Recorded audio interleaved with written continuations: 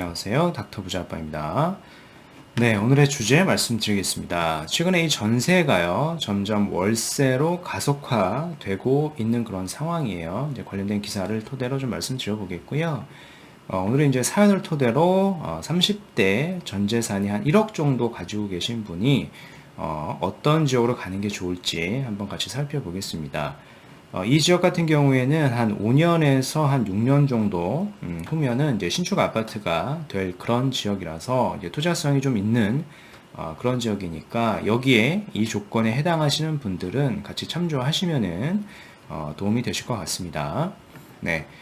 최근에 이제 전셋값이 많이 오르고 있고요. 뭐 당연히 그러니까 월세값도 오르고 있는 그런 상황에서 정부에서는 대출 규제까지 하겠다라고 하니까 지금 답답한 그런 상황인데 가을 이사철까지 앞두고 있는 그런 상황입니다. 그래서 임대차법 때문에 전세 매물이 없고 지금 전세 시세도 좀 계속 오르고 있고 이렇다 보니까 이게 뭐 반전세나 월세로 계속 돌리고 있다. 그래서 그런 거래 비중이 늘어나고 있다. 월세로 밀려나는 서민들 수도권 월세 지수라고 하는 게 있는데 이게 또 역대 최고치를 갱신했다라는 겁니다. 즉 수치로 보면은요 이제 100을 넘어선 거고요. 구체적인 내용을 한번 보겠습니다. 즉 서울 월세 지수라고 하는 게 지난달 한 107 정도 된다라고 해요. 근데 이 수치는요 통계를 발표한 2015년 12월 이후 최고치고 강북권 같은 경우에는 한 105 정도 되고요. 강남권이 108 정도 되고 이 수치가 지금 계속 상승이 되고 있는 그런 상황입니다. 최근 이제 전셋값이 계속 오르니까 전세 물건을 구하기 어려워진 세입자들이 뭐 반전세나 월세로 뭐 가고 있는 그런 상황이다라고 보셔야 되겠고 정확한 수치로 다시 한번 살펴보면은요. 최근 이 월세나 반전세 거래량이 좀 늘고 있는데 서울 부동산 정보 광장 기준으로 좀 데이터를 좀 살펴보면은요.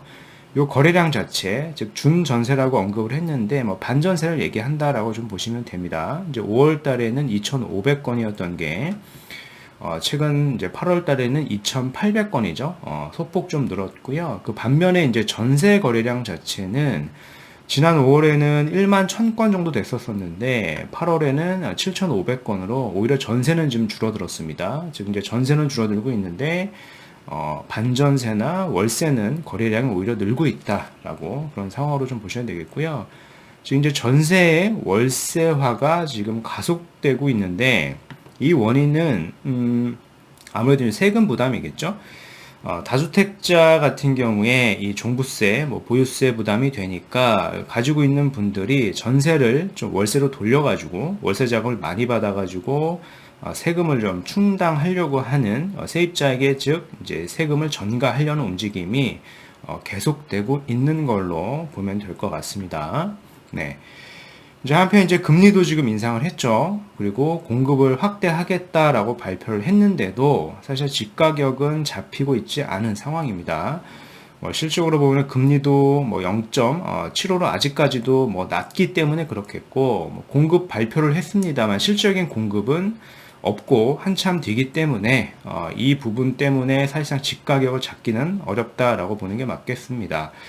그래서 서울과 인천, 경기 등 수도권의 집값 하락 요인보다 이 교통망 구축, 최근에 뭐 GTX를 또 추가 발표했죠. 그렇다 보니까 이런 호재들 때문에 집 가격이 지금 전국적으로 다 상승이 되고 있는 그런 상황이다라고 보시면 되겠고요. 그래프를 한번 살펴보면은 21년 9월 첫째 주인데, 그죠? 뭐 전국, 수도권, 지방 다 오르고 있고요. 뭐 여전히 세종만 지금 소폭 하락이 됐고 기타 다른 지역들은 월등하게 지금 계속 시세가 지금 높아지고 있는 그런 상황이다라고 보시면 될 것 같고 이제 서울도 한번 살펴보겠습니다. 서울도 보면은 노원이 여전히 높고요. 지금 이 붉은색으로 보이시는 그림이 0.2가 넘어가게 되면은 매매 변동률이 0.2가 넘어가게 되면은 이제 붉은색으로 보인다라고 보시면 되는데 그런 지역들이 지금 더 많아진 겁니다. 서울시 내에서 그죠? 용산도 있고 대부분의 지역들이 지금 붉은색으로 바뀐 걸 확인할 수 있고요. 최근에 이제 강서 일대가 상승률이 지금 가장 높은 거를 좀 확인해 볼 수 있겠네요. 지금 이제 마곡의 30평대가 이미 지금 16억을 찍었고요. 뭐 최근에는 뭐 노원이 지금 상승률이 높아진다 싶더니 이 부분이 다시 강서로 좀 옮겨 붙은 걸로 좀 보여지고 계속적으로 서울 곳곳에서 키 맞추기를 하고 있는 그런 상황이다라고 보시면 될 것 같습니다. 네, 사연이 오늘 좀 긴데 간략하게 좀 핵심만 좀 말씀을 드려보겠습니다. 30대 후반에 미혼이시고요. 이제 무주택자라고 하셨습니다. 이제 가산에서 지금 거주를 하고 계신 것 같아요. 직장도.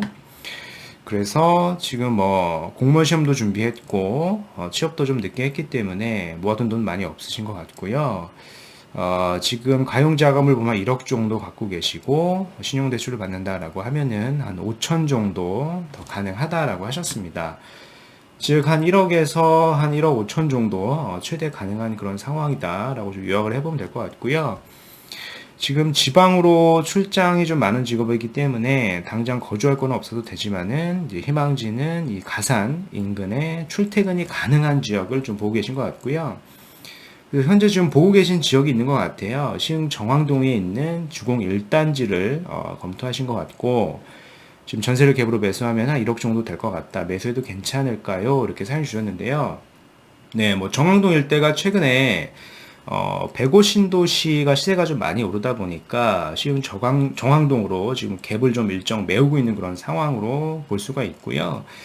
그래서 갭이 좀 작다라고 하면은 전세가율을 좀 파악을 했을 때 제가 봤을 때도 뭐 매수를 해도 괜찮다라고 좀 판단이 되는데 근데 문제는 지금 직장이 가산이잖아요. 근데 가산으로 사실 좀 출퇴근하기는 좀 먼 거리이기 때문에 향후에 좀 가산으로도 출퇴근이 좀 가능하면서 투자성이 좀 있는 지역을 한 곳을 제가 더 말씀을 드려보겠습니다. 네. 일단 직장이 이 금천구 가산동 일대이신 것 같아요. 비록 뭐 출장은 많은 것 같습니다만 근처에 향후에 뭐 출퇴근이 가능한 지역을 희망하고 계시는 것 같고요.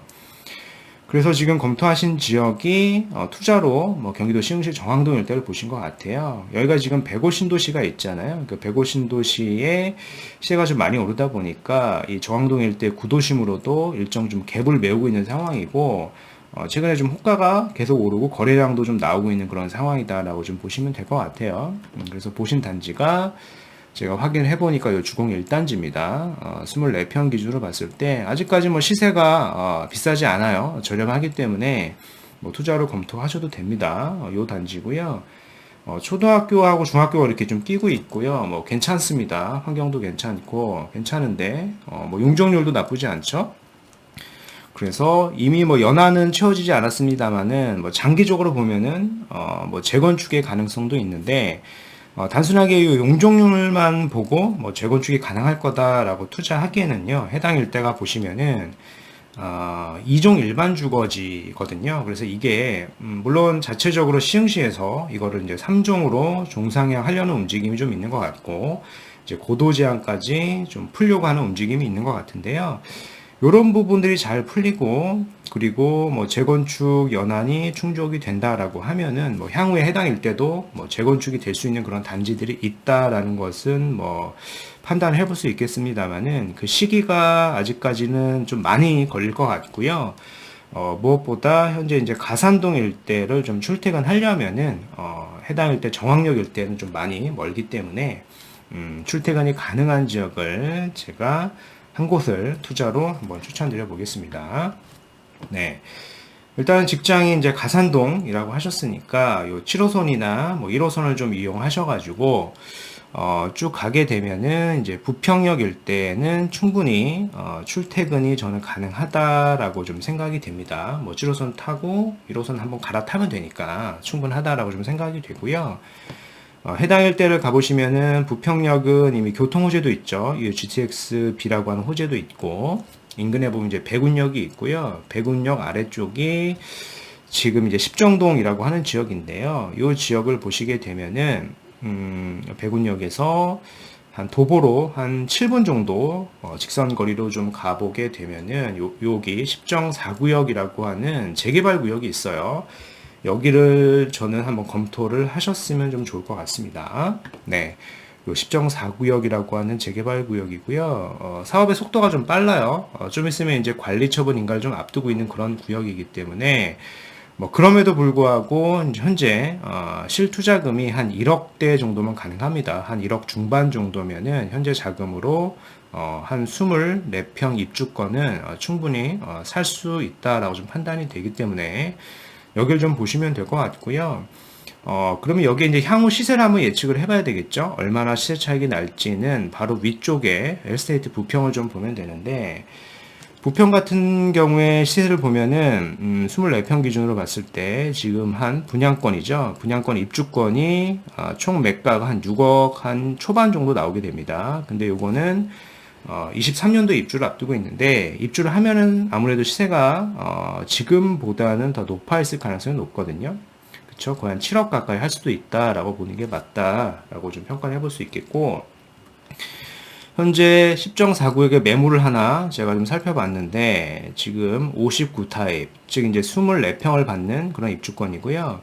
지금 감정평가 금액이 6,700만 원일 때 프리미엄이 한 1억 초반 정도 붙어 있고요. 이걸 더하게 되면 이제 매매가니까 매매가 1억 9천만 원으로 지금 가능한 그런 상황이고, 여기 이제 전세가 보통 껴있다라고 하면은 몇 천만 원 정도 전세가 껴있다라고 하면은요, 현재 뭐 한 1억 5천 정도로 충분히 투자가 가능한 그런 상황으로 좀 판단이 됩니다.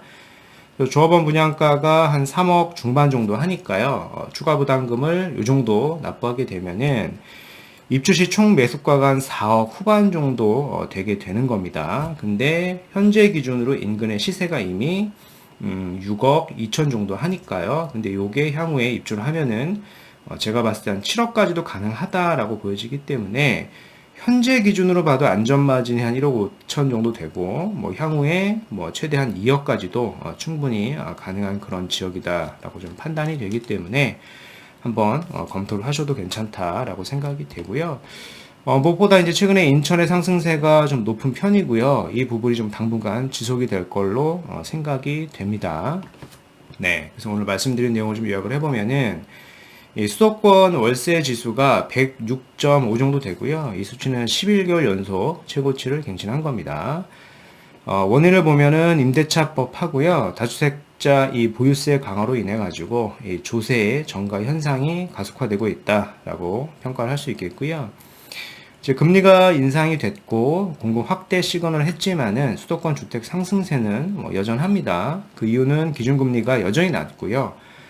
실질 공급은 없고 이제 계획뿐인 그런 정책이기 때문에 그렇다라고 보시면 되겠습니다. 30대 후반 직장인께서 이제 사연을 주셨습니다. 이분 이제 무주택자이고요. 한 1억대로 투자문을 주셨는데, 뭐 최대한 1억 5천까지 가능하다라고 사연을 주셨습니다.